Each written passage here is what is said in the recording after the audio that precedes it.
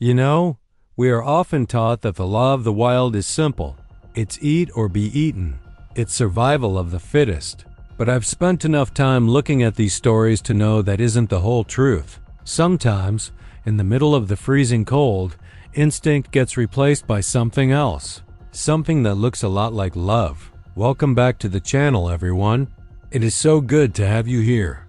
If this is your first time watching, and you believe that animals have souls and emotions just like we do, please go ahead and hit that subscribe button and turn on notifications.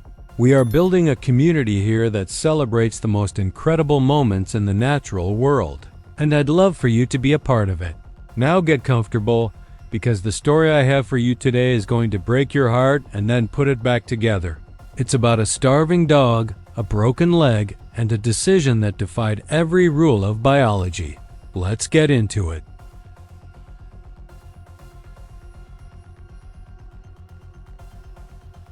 To understand this story, you first have to understand the ghost that lived on the edge of the tree line. We call him Benny now, but back then, he didn't have a name, and he certainly didn't have a home. He was a phantom of the forest, a creature that existed in the peripheral vision of the local townspeople, just a dark shape moving through the mist at dawn. He wasn't the kind of dog you see in commercials. He was a rough, mixed-breed survivor with ears that didn't match and a coat that was more matted wool than fur. He lived in the shadows between the warmth of civilization and the brutal reality of the wild, walking a tightrope where one slip meant disappearing forever. To the world, he was invisible, just another stray part of the landscape, like a fallen branch or a rustling bush, easily ignored and easily forgotten by everyone who passed him by. If you got close enough to see him, which almost nobody did, you would see a roadmap of suffering etched into his skin. Benny was covered in scars, each one a receipt from a fight he didn't start but had to finish. There was a jagged line running down his flank from a barbed wire fence, and a notch missing from his left ear, the legacy of a territorial dispute with a fox years ago. His ribs were visible through his dirty coat, rising and falling with shallow, ragged breaths that puffed out into the freezing air like steam from a broken pipe. He didn't look like a pet. He looked like a warrior who had been fighting a war alone for 10 years. His eyes weren't filled with that puppy dog hope we love. They were hard, amber-colored, and constantly scanning the horizon for danger. Because in his world, relaxing was a luxury he couldn't afford. The winter that year was unlike anything the region had seen in decades, a relentless, crushing cold that seemed to freeze the very air in your lungs. The snow wasn't soft and magical. It was hard, crusted over with ice, sharp enough to slice the pads of a dog's feet if he ran too fast. The temperature had plummeted to 20 degrees below zero, the kind of cold that seeks out warmth and destroys it. For a dog living inside a house, this weather means a shorter walk and a nap by the fire. But for Benny, the weather was an active predator. It was hunting him. Every gust of wind stripped away his body heat, and every night he survived was a statistical anomaly. The forest had turned into a tomb of white and gray, silent and indifferent to the life struggling to keep its heart beating within it. Biologically speaking, Benny was in a state of total metabolic emergency. When a mammal starves, the body enters a terrifying phase of self-cannibalization to keep the vital organs running. First, it burns the fat reserves, which Benny had lost months ago. Then, it starts to break down muscle tissue for energy. He was literally consuming himself to stay alive. His movements had become slow and deliberate, conserving every single calorie. He wouldn't run unless he had to. He wouldn't bark because it was a waste of breath. His stomach was a knotted, cramping void that hadn't seen a real meal in over a week, driving him with a singular, maddening purpose. The hunger wasn't just a sensation anymore. It was a voice in his head, screaming at him to keep moving, to keep searching, because stopping meant the engine would finally stall. He existed on the fringes of a small rural town, a place where the people were decent but struggling themselves, and they had little patience for a mangery stray. He had learned the hard way that humans were unpredictable giants. Some would toss a crust of bread, but others would shout and throw stones, seeing him as a nuisance or a threat to their livestock. So, Benny became a master of invisibility. He learned the schedules of the garbage trucks better than the drivers did. He knew exactly which back porches were unguarded and which houses had aggressive dogs. He moved through the town like smoke, snatching a frozen piece of gristle here, licking a discarded wrapper there, never staying in one place for more than a few seconds. He was alone in a world full of people, separated from love by a barrier of fear and mistrust that he didn't know how to cross. But on this particular week, the town had dried up. The bins were locked tight against raccoons, the streets were empty because of the blizzard, and the scraps were gone. The desperation drove Benny away from the safety of the houses and towards the deep, dense forest that bordered the mountains. It was a dangerous gamble. The woods were the domain of wolves, coyotes, and things much bigger than a weakened medium-sized dog. But the forest also held the scent of life, maybe a dead deer buried in the snow, or a rabbit too slow to escape. It was a choice between a slow death by starvation on the streets or a risky chance at a meal in the wild. His survival instinct, ancient and undeniable, pushed him towards the trees. He lowered his head against the wind and stepped onto the frozen trail, leaving the lights of the town behind him. The deeper he went, the quieter the world became. The snow here was waist-deep in places, forcing him to hop and drag his body through the drifts, an exhausting effort that made his heart hammer against his ribs.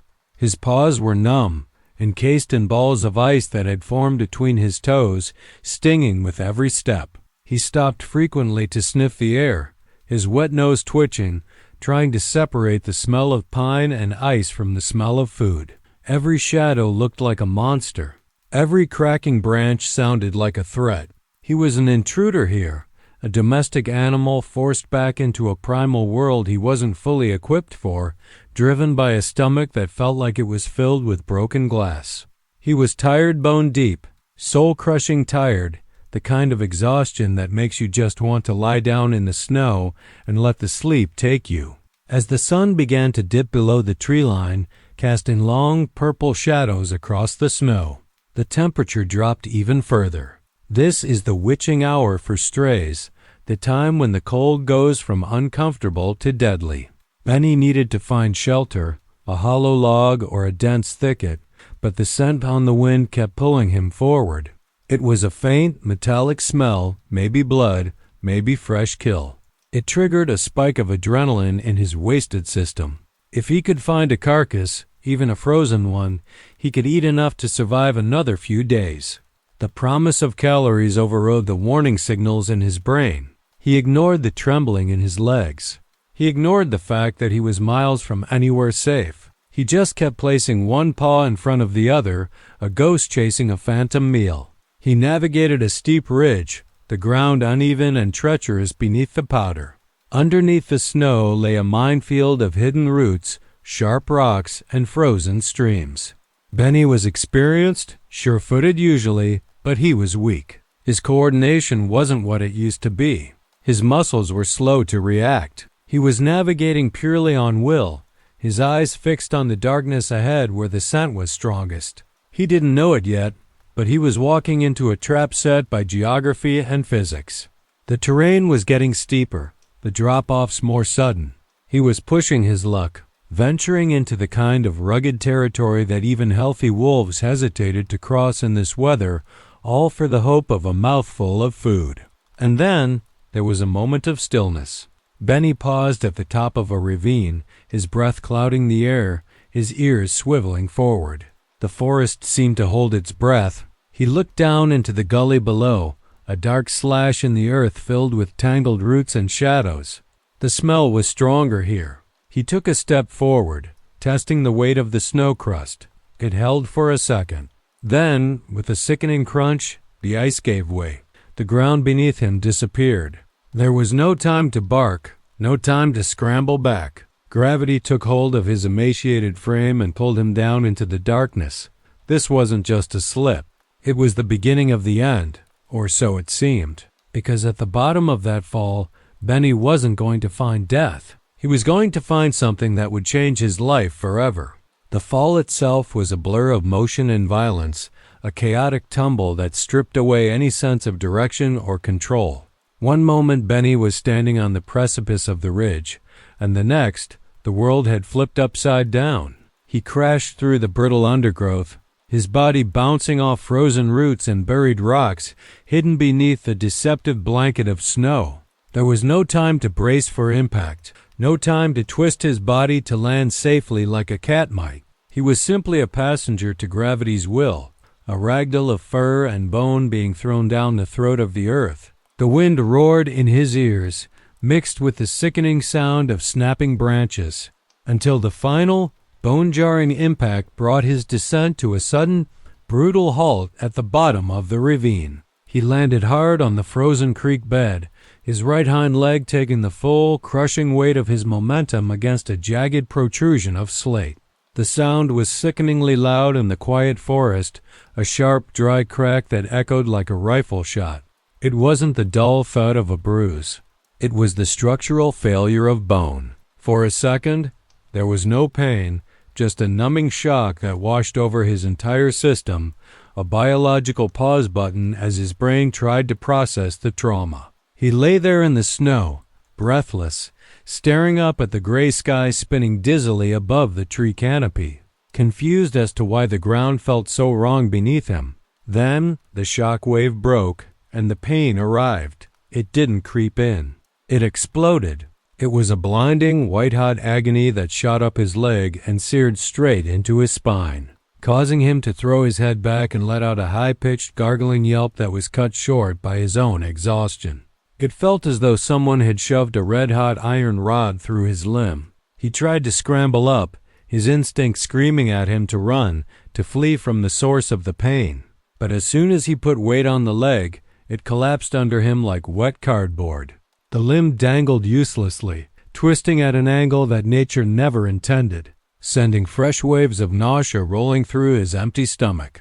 Benny collapsed back into the snow, panting heavily, his breath coming in short, terrified gasps of white mist. He licked his lips, tasting blood where he had bitten his tongue during the fall. The reality of his situation began to sink in with terrifying clarity. In the wild, mobility is life. A wolf that cannot run cannot hunt.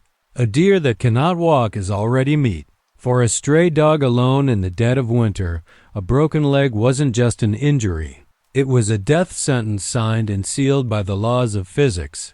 He looked at the steep, icy walls of the ravine he had just fallen down. Even on 4 good legs, climbing out would have been a challenge. On 3, in deep snow, it was a mathematical impossibility. The cold, which he had been fighting off with movement all day, now saw its opportunity and rushed in. Without the heat generated by his muscles working, Benny's body temperature began to plummet rapidly. The ice from the creek bed seeped through his matted fur, chilling his skin and stiffening his joints. The pain in his leg transformed from a sharp stab into a deep, throbbing ache that pulsed in time with his racing heart. He began to shiver violently, uncontrollable tremors that racked his frame and rattled his teeth, burning through the last precious reserves of energy he had left. He was a small broken thing in a vast, indifferent freezer, and the sun was already starting to fade behind the western ridge.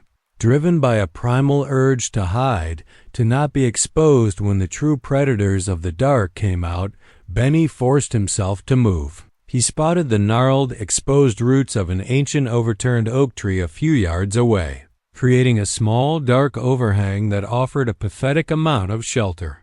The journey of 20 feet felt like a marathon. He had to drag his broken body through the snow, using his front paws to pull himself forward inch by agonizing inch, his injured leg trailing behind him like a dead weight. Every movement sent spikes of agony through his nervous system, leaving a trail of disturbed snow and drag marks that looked like a crime scene. When he finally wedged himself into the tight, dirt-smelling space beneath the roots, he was spent. He curled into a tight ball, tucking his nose under his tail to preserve warmth, instinctively protecting his vital organs. The shelter kept the wind off his back, but it couldn't stop the creeping numbness that was starting to overtake his extremities. His paws were losing feeling. His ears burned with frostbite. He squeezed his eyes shut, trying to block out the pain, trying to retreat into a place inside his mind where it wasn't so cold and he wasn't so alone.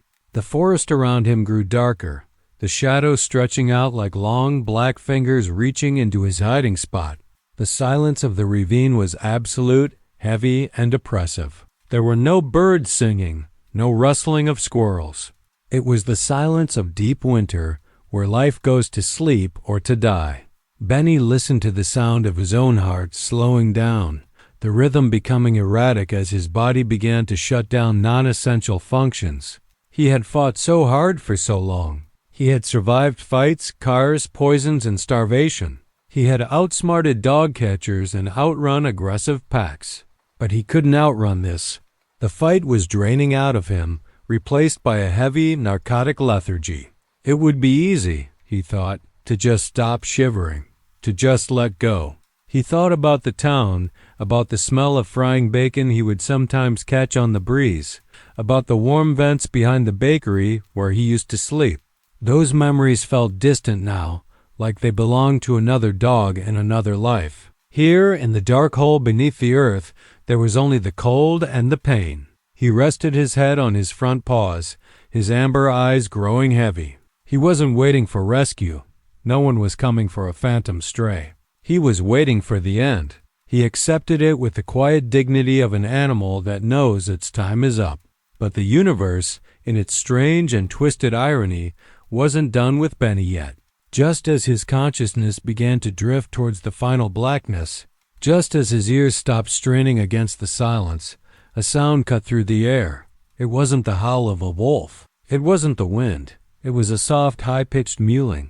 A tiny, desperate sound coming from deep within the very same root system he had crawled into. Benny's eyes snapped open. His ears pricked up, swiveling towards the darkness behind him. He wasn't alone in the grave. And what was waiting for him in the shadows wasn't death. It was something far more complicated. The sound that pulled him back from the edge of oblivion wasn't loud, but in the absolute silence of the frozen ravine, it pierced the air like a siren. It was a rhythmic, desperate mewling, the kind of noise that usually triggers one of two instincts in a predator, curiosity or hunger. Benny's ears twitched, rotating independently towards the source, shaking off the crust of ice that had formed on his fur. For a moment, his foggy brain tried to dismiss it as a hallucination, a trick played by the wind whistling through the dead wood. But the sound persisted, a sharp, high-pitched Q-Q-Q coming from the deepest, darkest recess of the root system he had jammed himself under. It was the universal language of distress, a signal that something small, vulnerable, and terrified was hiding in the shadows just a few feet away from his shivering nose. Driven by a biological imperative he couldn't quite name, Benny forced his eyes open and lifted his heavy head. The movement sent a fresh jolt of agony radiating from his shattered leg, making his vision swim with black spots, but the mystery of the sound pulled him forward. He dragged himself deeper into the hollow, his belly scraping against the frozen dirt, his breath hitching in his throat. The scent hit him before he saw them, a smell that was distinctly musky, wild, and sharp. It wasn't the smell of a rabbit or a squirrel, the usual prey of a stray dog.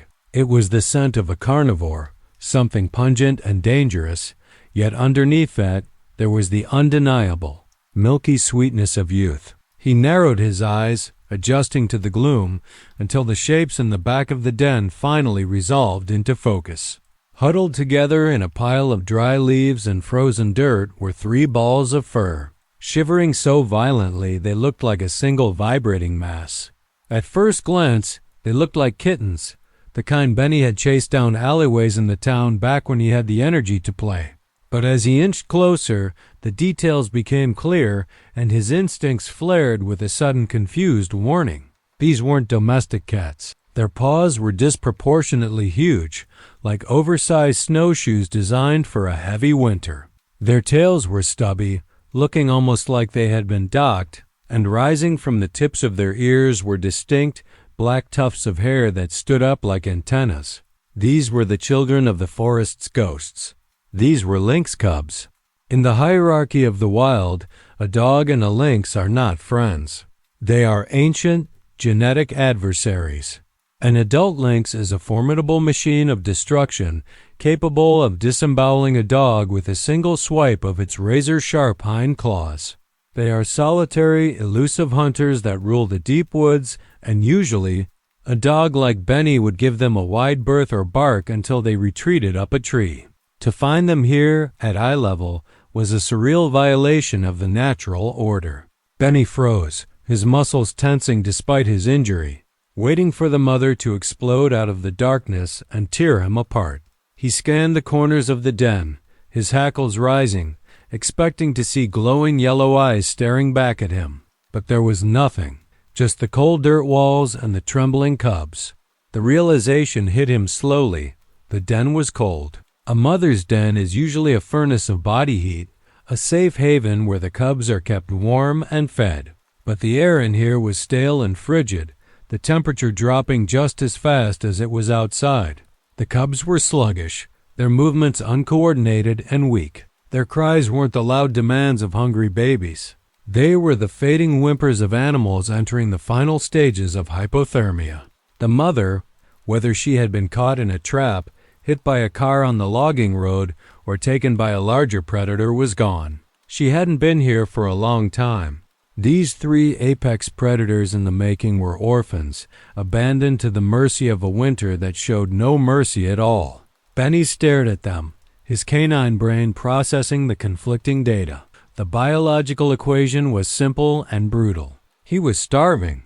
His body had been screaming for calories for days, and here, lying defenseless in front of him, was protein. In the wild, there is no morality, only survival. Wolves will eat coyotes. Coyotes will eat foxes. A starving dog finding a nest of helpless animals is usually considered a lottery win, a meal that requires no energy to catch. His mouth watered, a reflexive, physiological response to the scent of meat. The hunger pangs cramped his stomach again, a violent reminder that he was dying and that fuel was right within reach of his jaws.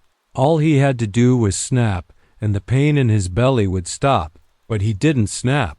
He didn't attack. He just lay there, panting softly, his large head resting on his front paws, watching them. Perhaps it was the exhaustion that made him hesitate. Perhaps it was the shared misery of their situation. The cubs, sensing the change in air pressure, or maybe just the sudden influx of body heat from the large intruder, stopped their crying. One of them, the smallest of the trio, lifted its head blindly. Its eyes were crusted shut with cold, blue, and milky. It sniffed the air, smelling not a predator, but a source of warmth. It didn't know Benny was a dog. It didn't know he was an enemy. It just knew that he was a large, radiating object in a world of ice. The tension in the small earthen cave was palpable. It was a standoff between instinct and something else, something harder to define. Benny watched the small creature drag itself across the few inches of dirt that separated them. The cub hissed weakly, a tiny, pathetic sound of defiance, before collapsing again, its energy spent. It looked so fragile, a tiny spark of life about to be snuffed out by the dark. Benny felt a strange sensation in his chest that had nothing to do with his broken leg. It was a heaviness, a recognition of suffering. He knew exactly what they were feeling because he was feeling it too. The biting cold, the gnawing emptiness, the terrifying loneliness of being small in a big, freezing world. He nudged the closest cub with his wet nose, a gentle, exploratory touch. The cub didn't recoil. Instead, it leaned into the touch, desperate for the contact. The fur was freezing, cold to the touch like stones taken from a river. If nothing changed in the next hour, they would be dead. Benny knew death. He had seen it take other dogs. He had smelled it on the wind. He knew that sleep was the precursor to the end. If the cubs went to sleep now, alone in this pile, they wouldn't wake up. And if Benny went to sleep on the other side of the den, neither would he. They were four broken things trapped in a hole, and the Grim Reaper was waiting at the entrance for whoever blinked first. The hunger was still there, a sharp and demanding voice, but it was being drowned out by a louder, older instinct. Dogs are pack animals. They are hardwired for connection, for social bonding, for protecting the group. Benny had no pack. He had no master. But staring at these shivering, spotted enemies, his brain made a quiet, miraculous switch. They stopped looking like food. They started looking like puppies. Strange, wild, wrong-smelling puppies, but puppies nonetheless. And a dog does not eat puppies. A dog protects them. With a low groan of effort that rattled in his chest, Benny shifted his weight, dragging his broken body those final few inches closer. He wasn't moving to feed. He was moving to answer a call that went beyond species, beyond hunger, and beyond the laws of the wild. To truly appreciate what happened next, you have to understand the cold, hard mathematics of survival. In the wild, every single action is a calculation of energy. A wolf doesn't chase a deer unless the calories gained from the meat exceed the calories burned during the hunt. It is the fundamental law of thermodynamics applied to biology. Benny was currently operating in a state of caloric bankruptcy. His body was running on fumes, his metabolic reserves were depleted, and his broken leg meant that hunting was physically impossible. By all the laws of nature, he should have been hoarding every distinct BTU of heat his body was producing. To share warmth, or even to pay attention to another living thing, was an expense he couldn't afford. The logical, evolutionary move was to conserve energy, curl up tight, and ignore the world until he either healed or died. Then there is the matter of lineage. The genetic enmity between canines and felines is written into their DNA. A rivalry that stretches back millions of years to when their ancestors competed for the same prey across the prehistoric plains. The scent of those lynx cubs, that sharp, wild musk, should have triggered a very specific sequence in Benny's brain. Identify threat, eliminate threat, or consume resource. There is no peace treaty in the forest. A lynx would kill a lone dog without hesitation. A pack of dogs would tear a lynx apart. Standing at the threshold of that den, Benny was staring at the offspring of his natural enemy. His nose was telling him that these were monsters in the making, creatures that would grow up to possess claws capable of slicing him open. But the loudest voice in Benny's head wasn't history, it was hunger. Starvation is a terrifying force. It bypasses the higher functions of the brain, the parts that deal with loyalty or playfulness, and speaks directly to the lizard brain, the primitive core that cares only about keeping the organism alive. As he looked at those helpless balls of fur, his mouth began to salivate. It wasn't cruelty. It was biology. Here was protein. Here was fat. Here was life, motionless and undefended, served up on a platter in the middle of a famine. Nature is not cruel, but it is ruthlessly pragmatic. In a famine, mothers have been known to abandon their young, and herbivores have been known to eat meat. For a starving carnivore like Benny, the ethical line between baby animal and dinner is dangerously thin. The cubs were defenseless. They couldn't run. They couldn't fight. They barely had their eyes open. If Benny had snapped his jaws just once, his suffering would have ended for a few days. He would have had the energy to maybe limp back to town to survive the cold snap. It was the easy path. It was the path that evolution designed him to take. The forest outside was screaming at him to take it. The wind howling through the roots whispered that survival belongs to the ruthless. Why should he care? The world hadn't cared about him. The humans had kicked him.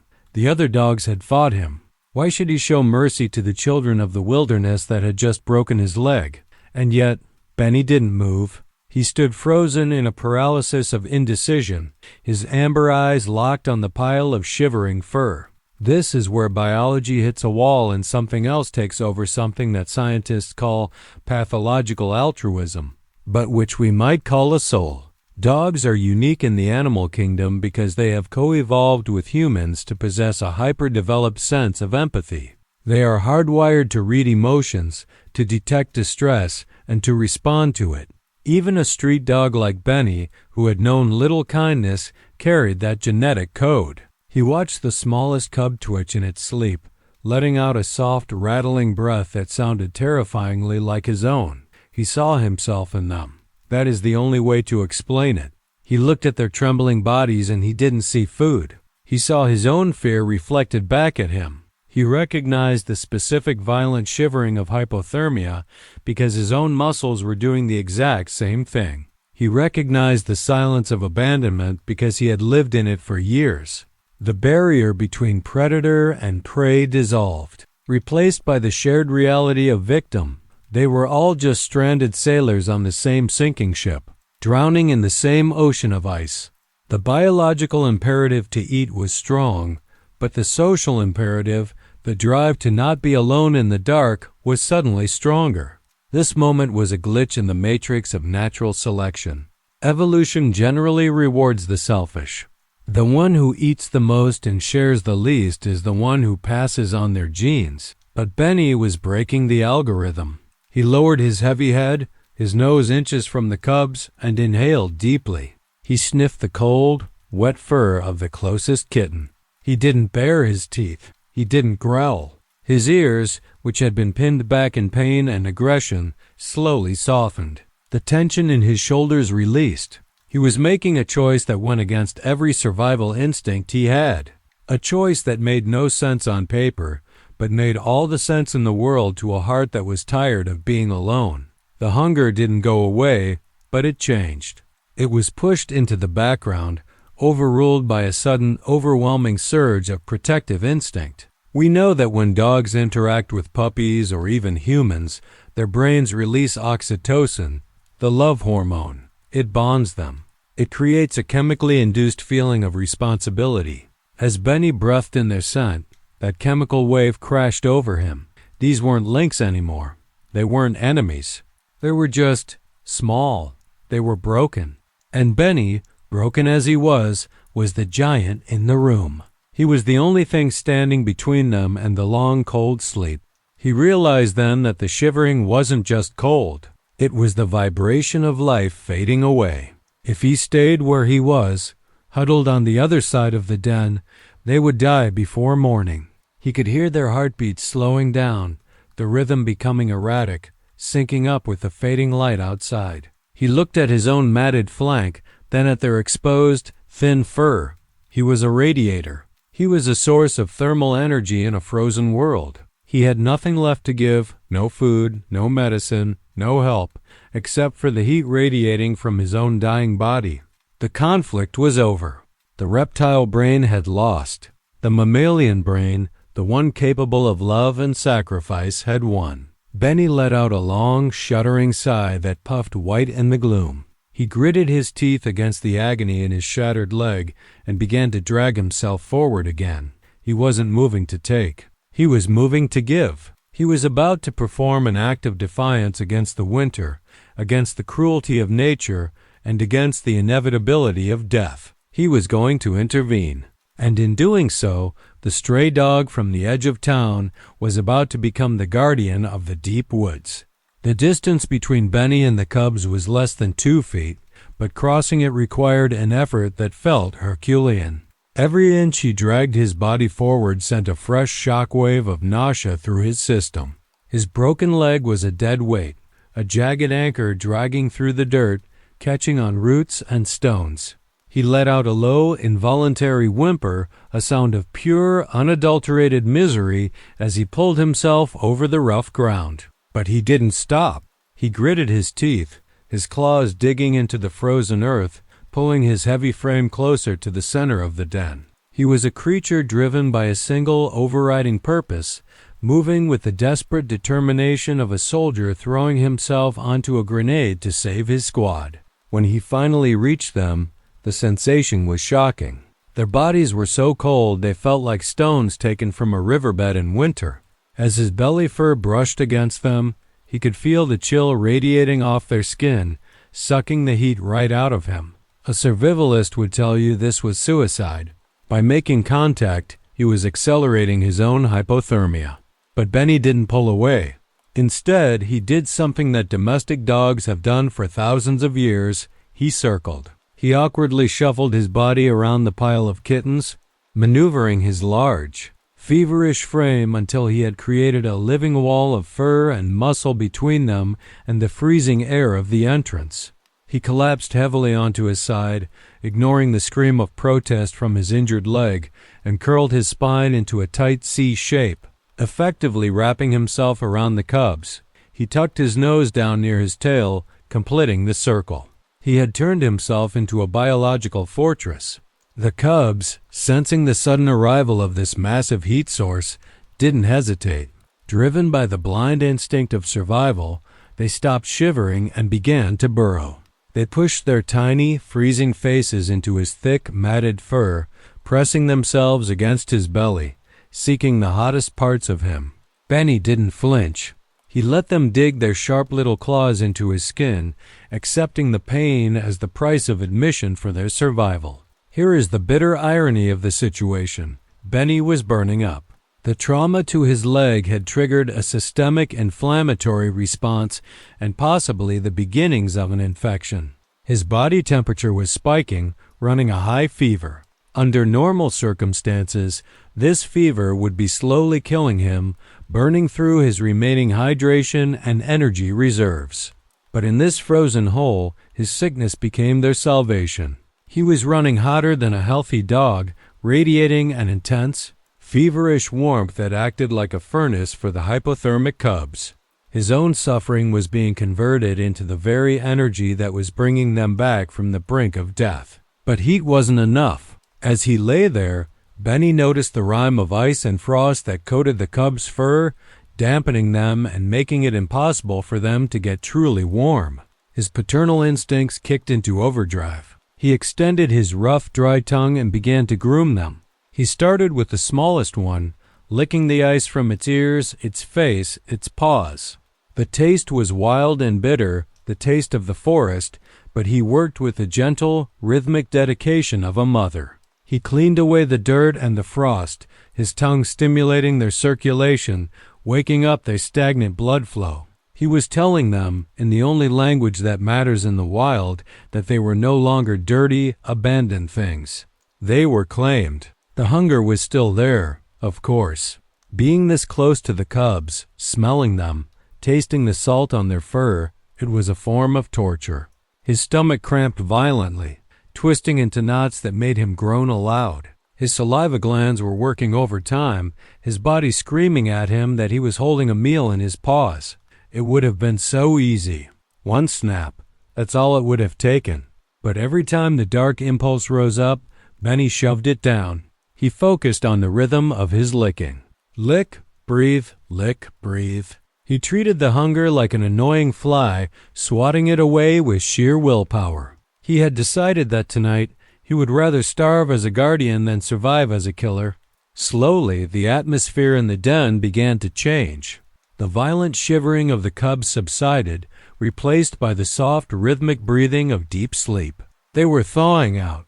One of the cubs, emboldened by the warmth, crawled right up and buried its face into the thick fur of Benny's neck, right over his jugular vein, listening to the heavy thrum of the dog's heartbeat. It was a display of absolute trust from a creature that should have been his enemy. Benny rested his heavy chin on his front paws, his eyes half closed, feeling the tiny heartbeat against his throat. For the first time in years, the crushing loneliness that had defined his life on the streets evaporated. He was in pain, he was starving, and he was dying, but he wasn't alone. Outside, the storm finally broke in full force. The wind howled through the ravine, driving snow horizontally past the opening of the root system. The temperature dropped another 10 degrees, turning the forest into a killing field where nothing without shelter could survive. But inside the den, in the small pocket of air trapped beneath the oak roots, the temperature was rising. The combined body heat of the dog and the 3 cubs created a microclimate, a tiny bubble of tropical warmth in the middle of the Arctic night. They were a single organism now, a tangle of legs and tails and ears, breathing the same air, sharing the same fate. Benny felt a strange sense of peace settle over him, heavier than the sleep that was pulling at his eyelids. He knew, with the instinctive certainty of an animal, that he probably wouldn't wake up when the sun rose. His energy was fading fast. The fever was burning him out. But as he looked at the 3 sleeping faces pressed against his belly, he didn't feel fear. He felt useful. For a stray dog who had been kicked, shouted at, and ignored his entire life, this was a redemption. He had finally found a job. He had finally found a pack to protect. His eyes finally slipped shut, unable to fight the exhaustion any longer. His breathing slowed, sinking with the shallow breaths of the lynx cubs. The pain in his leg dulled to a distant throb, drowned out by the warmth of the life he was holding. There, in the dark, under the frozen earth, the dog and the cat slept in a pile, defying every rule of biology, waiting for a morning that none of them were supposed to see. The predator and the prey had disappeared, leaving only the protector and the protected. And for tonight, that was enough. 2 days later, the storm had finally exhausted itself, leaving the forest buried under a shroud of silence and 2 feet of fresh, blindingly white snow. The air was crisp and painfully clear, the kind of weather where sound travels for miles. It was into this frozen stillness that the crunch of heavy boots finally broke the quiet. A team of 2 forest rangers, bundled in heavy parkas and carrying tracking gear, were making their way along the ridge line. They weren't looking for a dog. They were actually looking for the mother lynx, whose tracks had disappeared near the ravine days ago. They feared she had been poached or hit by a plow, and they were scanning the undergrowth for any sign of her den or her offspring. One of the rangers, a veteran tracker named Miller, stopped abruptly at the edge of the ravine. He raised his binoculars, scanning the dark tangle of roots at the bottom of the slope. Something looked wrong. The pristine white blanket of the forest floor was disturbed down there, marred by drag marks that had been partially filled in by the snow but were still visible as deep depressions. He adjusted the focus, peering into the shadows beneath the overturned oak tree. He saw a patch of dark fur that didn't belong to the landscape. It was too big to be a badger, too dark to be a deer. "I've got something," he signaled to his partner.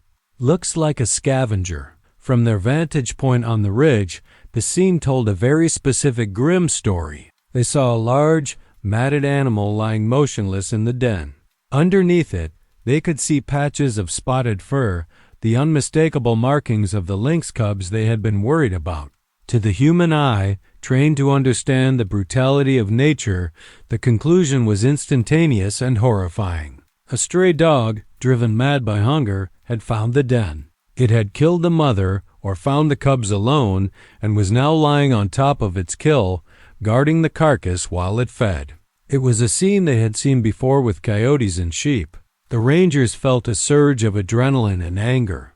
These lynx were a protected species, rare and precious, and they were apparently being devoured by a feral interloper. "Get down there fast," Miller yelled, abandoning caution. They began to slide and scramble down the steep bank of the ravine, shouting loudly and clapping their gloved hands. The strategy was simple: scare the predator away before it could finish eating. They wanted to drive the dog off to save whatever remains might be left for study, or to save the last cub if by some miracle one was still alive. They weren't moving with compassion. They were moving with the righteous aggression of conservationists defending the wild from a domestic invader. The silence of the forest was shattered by their shouts. "Hey, get out of there! Move!" Down in the hole, the noise hit Benny like a physical blow. He had been drifting in and out of a fever dream, his consciousness hanging by a thread.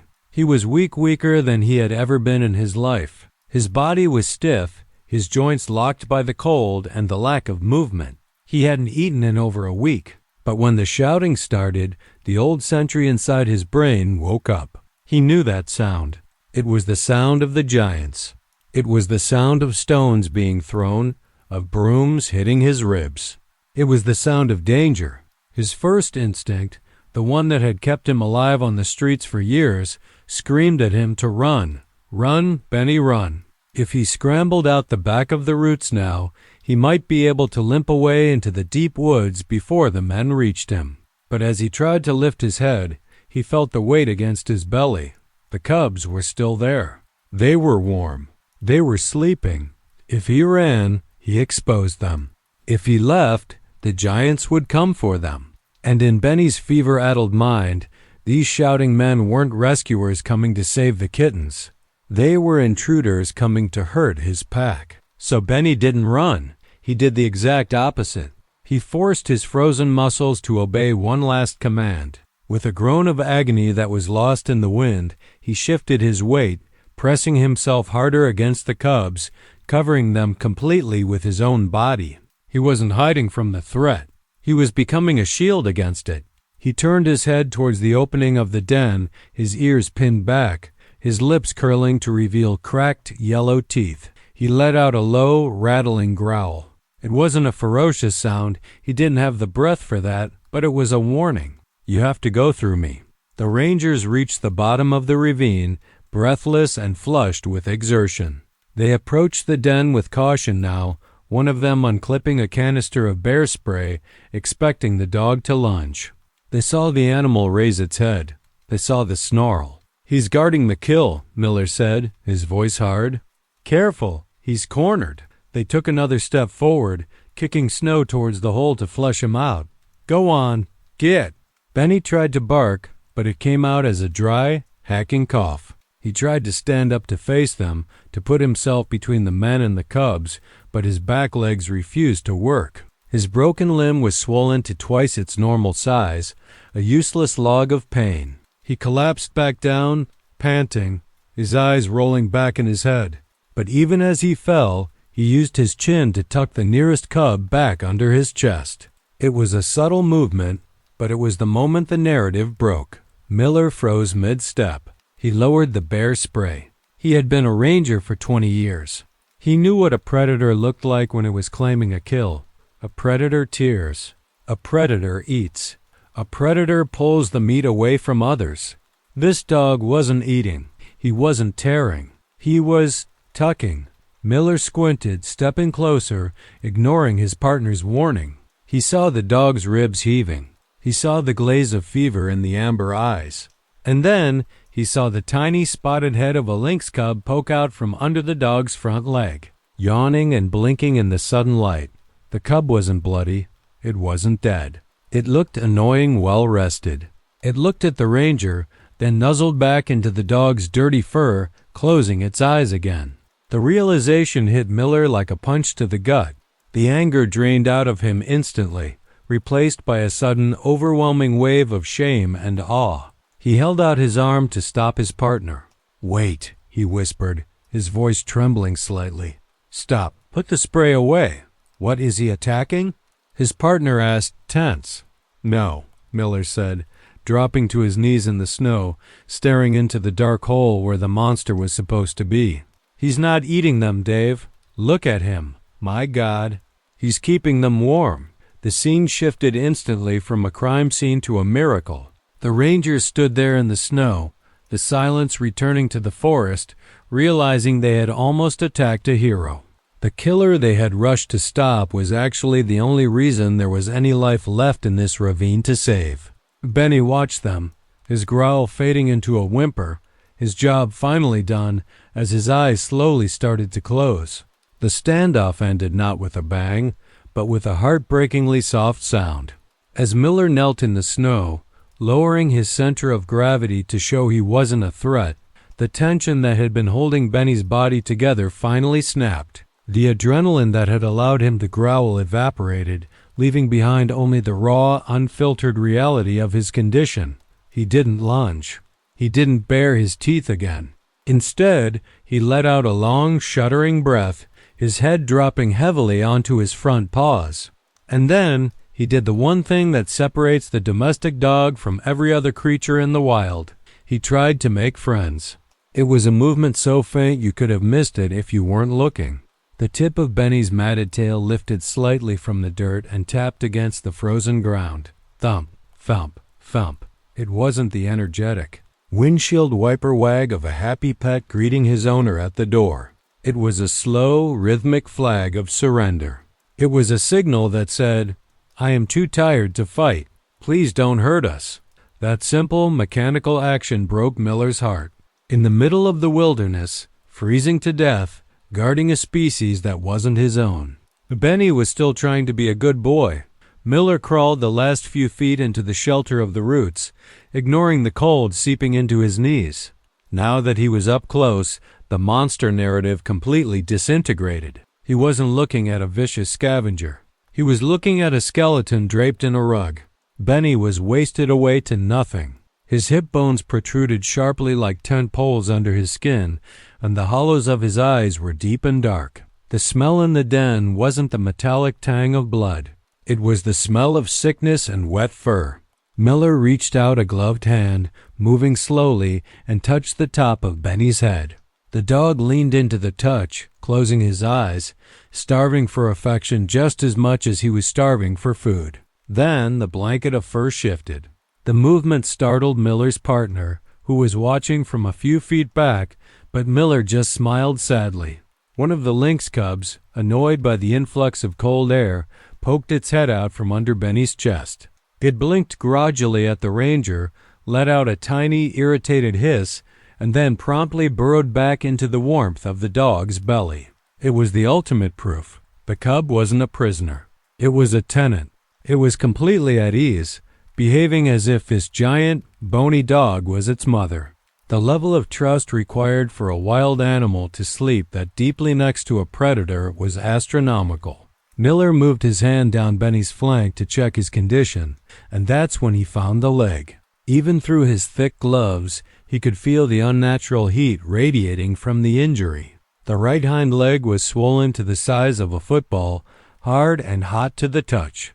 Benny winced and let out a sharp whine when Miller grazed it, his muscles spasming in pain.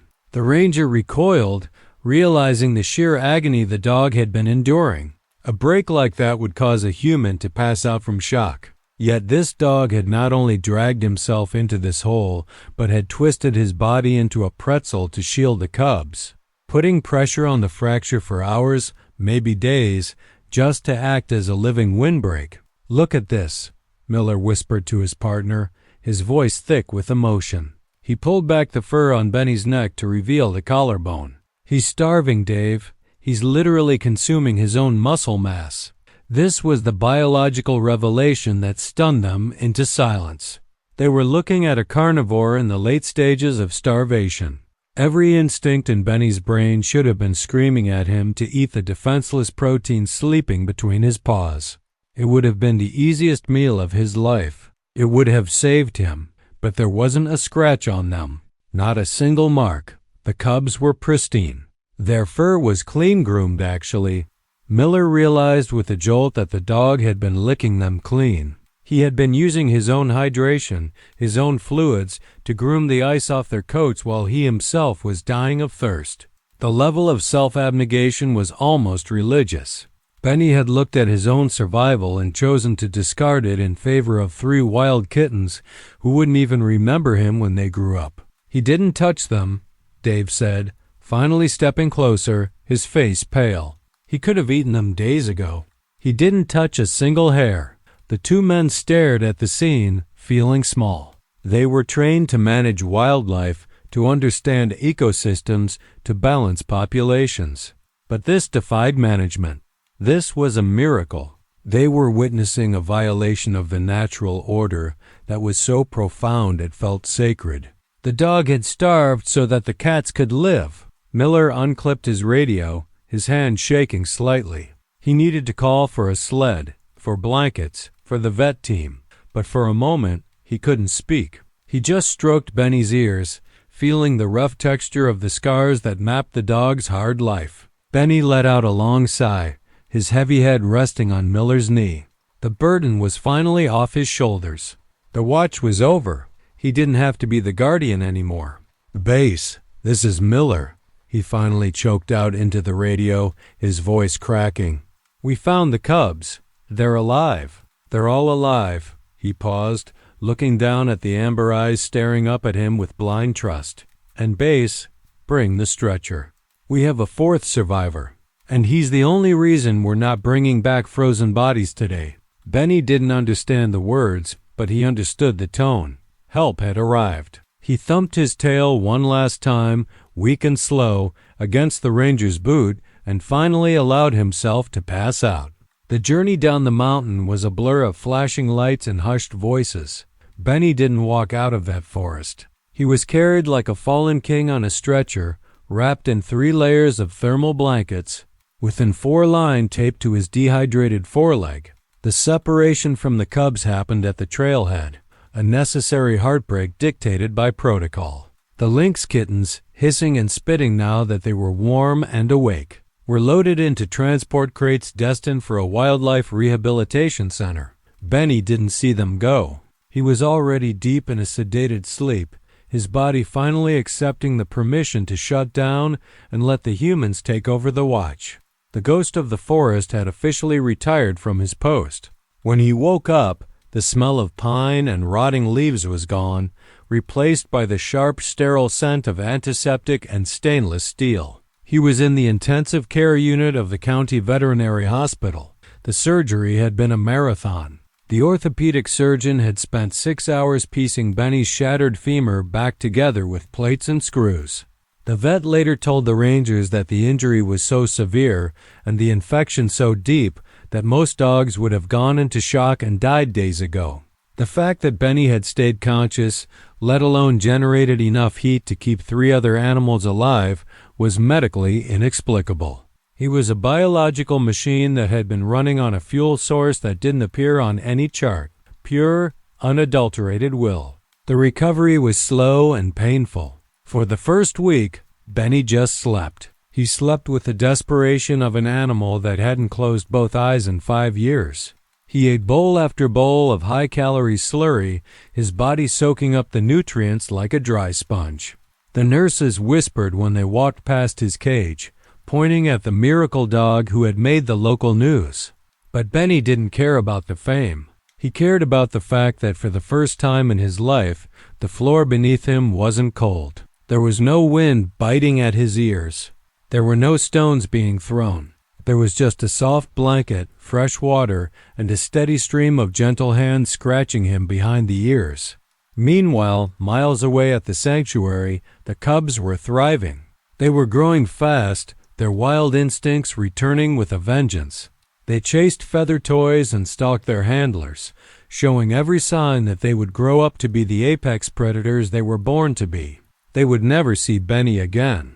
They would likely never remember the matted, smelly giant who had been their mother for a night. That's the way of the wild.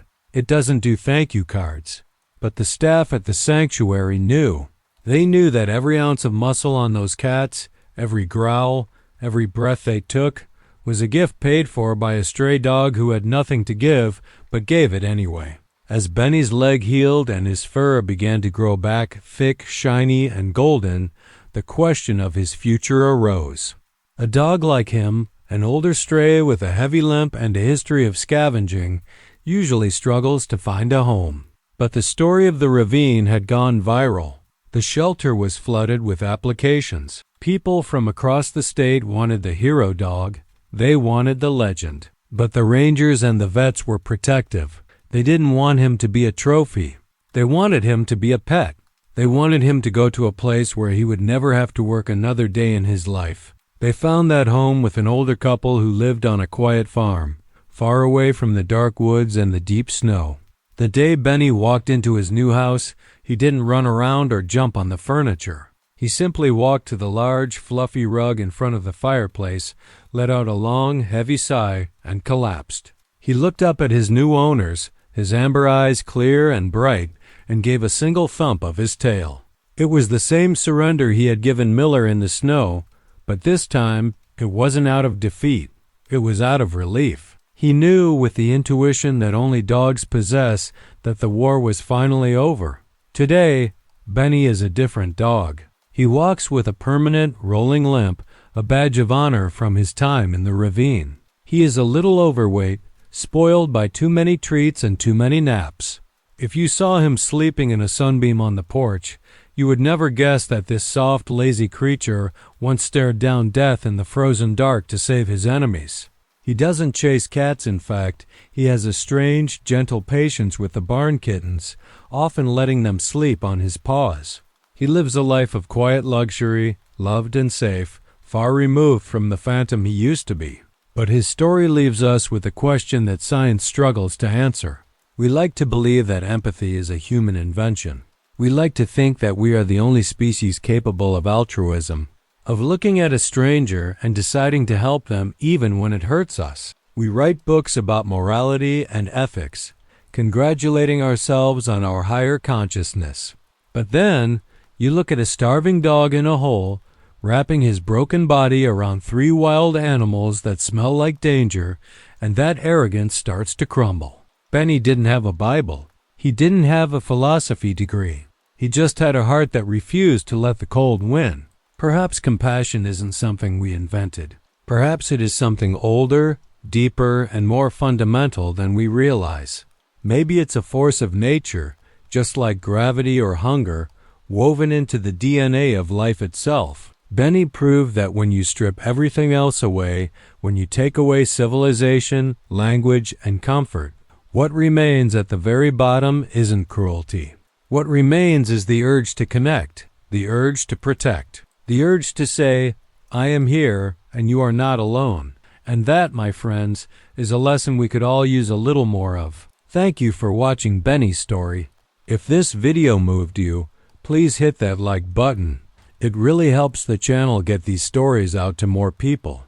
And if you haven't already, subscribe and join our pack. We have so many more incredible stories from the wild to share with you. Until next time, be kind to the strays, respect the wild, and I'll see you in the next one.